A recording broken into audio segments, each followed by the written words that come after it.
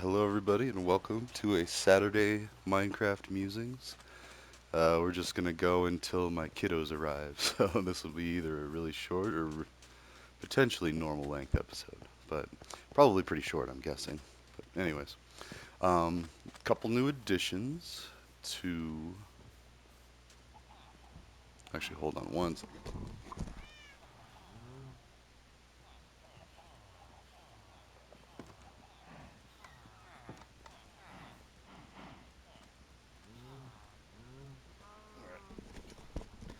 Apologies, everyone. My voice tends to carry, and these walls are already pretty thin, and I can't remember if I left the windows open in the other room, so I just closed the door.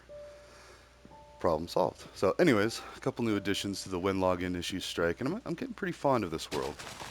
I also really haven't tried that hard to log back into my account, but I mean, you gotta be resourceful. You gotta have backup plans. So, and this is just as fun. I mean, it's fun in its own way because now my realm has tons of stuff, tons of land, tons of areas, kingdoms or queendoms or whatever, or like, well, I guess just map sections for lack of a better word. Now this place, in fact, that's probably what I'll do next, is try to explore a few of the surrounding map areas, but I don't want to go too far, because as Minecraft updates, they put new stuff in it, and if you've already explored a map area, or if you've already been there and it's loaded in, then it's loaded in. So, notice that there's some cherry blossoms on this one, because this world was created after that update that had the cherry blossoms. And I went kind of nuts and I built a whole house out of them. Not even a whole house, like I kind of got over it by the first floor, but I am putting pink glass in there. And I wish you could do polished diorite walls. I don't know why that's not a thing. But I mean, you can have diorite walls, but you can't have polished diorite walls. So I think the walls look cooler than just like if it was flat blocks.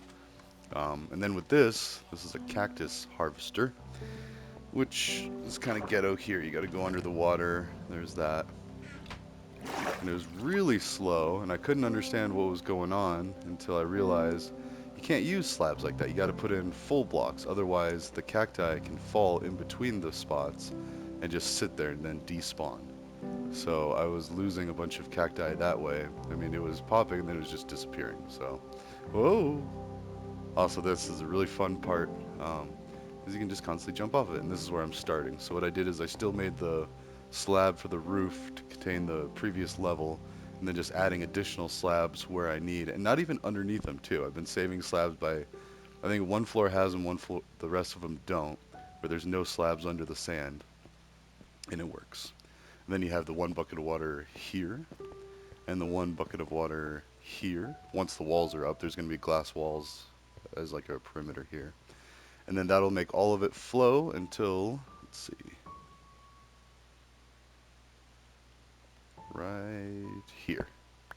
See? And I'm crouching because that would be death. If you fall all the way down there, the way I have it set up, you don't fall into water or anything. You fall onto the hopper and then you could die. So, or you could turn around and go, maybe not this side.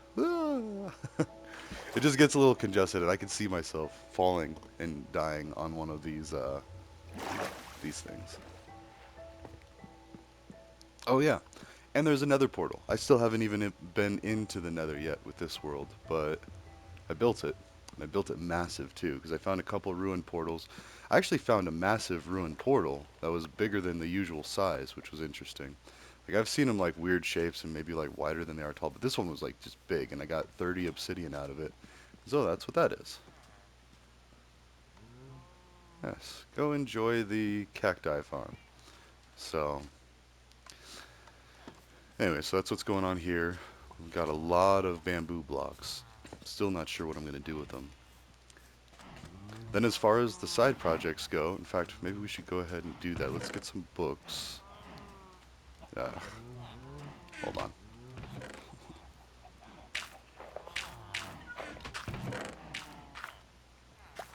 There we go. Okay. Now, I believe it's here. I had to put the lids, otherwise villagers come in here and yeah, it's a little cramped, but they have more room to move around over here. So, but I need some leathers because I need some books to write down some ideas and make a little altar or a shrine for it. And then Yeah, but basically it's Foo Funds is the most current iteration of the idea of organizing a loan company that would loan money at very low interest, almost no interest. And actually, I'd be willing to say that that could be a feature in the future of it. Be like, okay, well, we've done this much with 1.5% interest. Now let's do a few of the loans at 0% interest, or maybe even make it zero interest for the first 2 years. So you're just paying back the money that you borrowed. And yeah, this isn't a money making scheme. It's not intended to. But even with a 1.5% interest, say somebody donated $1 million as seed money, and that's actually really easy to do. You just got to convince the right athlete, the right musician, the right movie star, the right politician just to donate 1 million in seed money. That's it. And then that 1 million can help 100 people, and that 100 people each get, well, it could be up to 200 people. It depends on how much the loan's for. Like, I know my credit card, yeah, it's like up over 5,000. It's closer to like 6 or 7 now.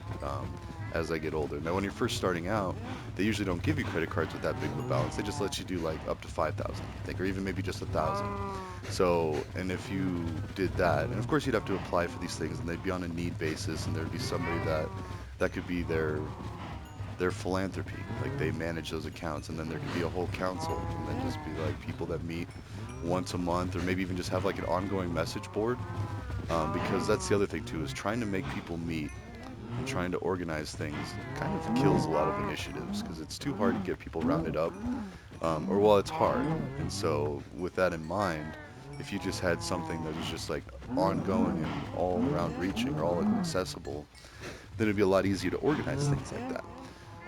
So, but anyways, ooh, so Foo Funds, For Us Funds, and actually I think I already have my first people in mind to ask about all this. The Wu-Tang Clan, Redman, Method Man, and even if they aren't able to do it, maybe they would know somebody. And why would they listen to a white boy in the middle of Colorado? Oh, I don't know. Maybe, maybe not. Um, but they might. And Wu-Tang is for the children. That's one of the biggest things associated with it. And there's all these things about Tikal and these hidden messages, and I don't even know. Like I've only scratched the surface of Wu-Tang lore, and I just used to listen to it a lot growing up. It made a very big impression on me. It was very good music, first of all. It made your head bob and could make you bounce and stuff, and it was really fun to blast in the cars while driving around. It just made you get all hyphy, like just bounce around like trained gorillas on it. Not trying to be racist, but and also then that's one of my other favorite bands is actual Gorillas, which is just a bunch of white people and I think an Asian person. Not that it matters. It really doesn't matter. But like, just in case anyone takes issue or of what I say or something, be like, nah. I do have a giant Wu-Tang tattoo blasted on my leg, and that doesn't make me not a racist. That just makes me a very big fan. Everybody still has the potential, blah blah blah. But I'll bet you're hard pressed to find somebody that's supportive of the Third Reich that has a Wu-Tang tattoo. Uh, and if they do, they still need to get their butt kicked because the Third Reich is outdated and it's no more. Uh, Still, though, German engineering and German ingenuity, like the German people are very intelligent, like scary intelligent. Um, I was over in Germany and just their bathrooms, the reusable hand towels in the bathroom. It was like a machine. I tried to pull it. I was like, wait, it's not coming out. It's because it doesn't come out.